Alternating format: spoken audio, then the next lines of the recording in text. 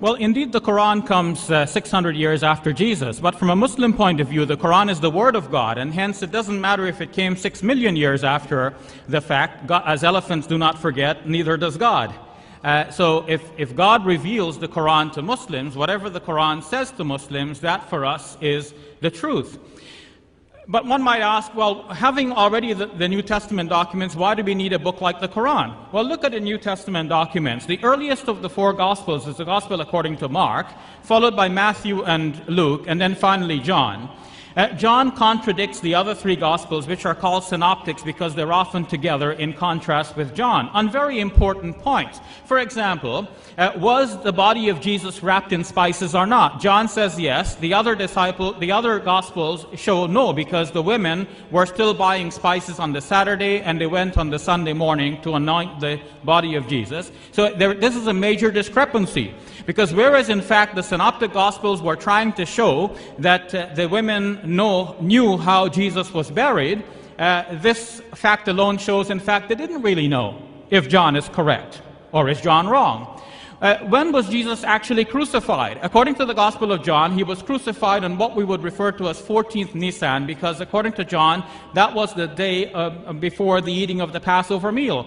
According to the Synoptic Gospels, it was the following day. And since Jesus didn't die twice, then obviously either John is right or the Synoptics are correct. What about the Synoptics? Do they always agree with each other? In fact, when one compares the Gospels one after another, one will see that the same event in the life of Jesus or concerning his death is rewritten in the subsequent Gospels. Mark first, followed by Matthew and Luke. Look what Matthew does to Mark's Gospel. Mark has it that the women were coming to the tomb on the Sunday morning and they were wondering, who's going to roll away the stone for us? Matthew's Gospel has it that when... to continue with Mark for a moment, so they arrive there and they find that the stone had already been rolled. So there's no problem, nobody has to roll the stone, right? Over to Matthew's Gospel. Matthew's Gospel has it that as the women were approaching, angels came down from heaven and rolled away the stone.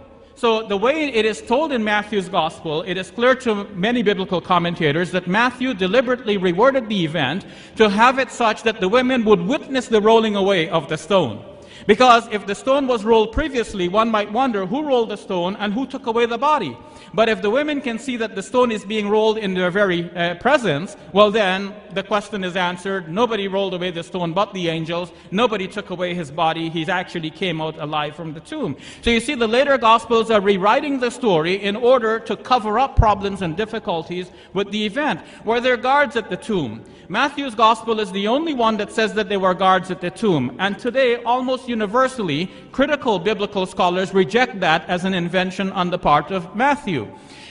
Even if you say it was not an invention, the story fails to do what it was meant to do. It was meant to tell us that the guards were there so nobody could have taken away the body. But the guards were, according to the story, placed there on the Saturday. What happened on the Friday night?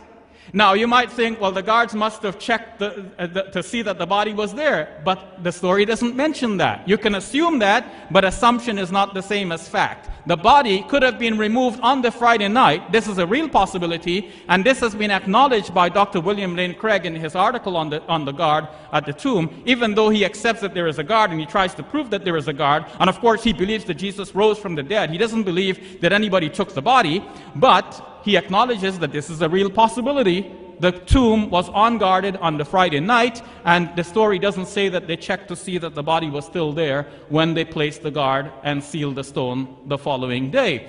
Did Jesus actually die on the cross? Well, the Gospel according to John says that a spear thrust was put in his side, and one might think that that surely killed him. But historians generally believe today that that spear thrust is not historical. John has introduced that into the story. It is not mentioned in the Synoptics, and John has introduced that for his own theological reasons. Partly, some say, to make sure that everyone would know that Jesus actually died because he was speared in the side. Well, take away the spear thrust, which is not historical. What is the fact then about the story? What actually killed Jesus? There's nothing.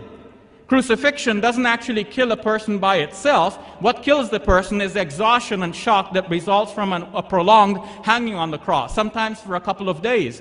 But according to the gospel record, Jesus was there only for a few hours. This is why when Joseph of Arimathea requested his body for a private burial, Pilate, under whose auspices Jesus was said to have been crucified, wondered if Jesus could have died so soon. He inquired of the centurion, who confirmed, but the centurion was by this time a Christian and had no reason to want to see Jesus dead. So in short, even though the Quran comes 600 years later, to Muslims this is the word of God telling us the truth. مَا قَتَلُوهُ وَمَا صَلَبُوهُ وَلَكِنْ شُبِّهَ لَهُمْ. They killed him not, nor crucified him, though it did appear to them as if they had done so. Thank you.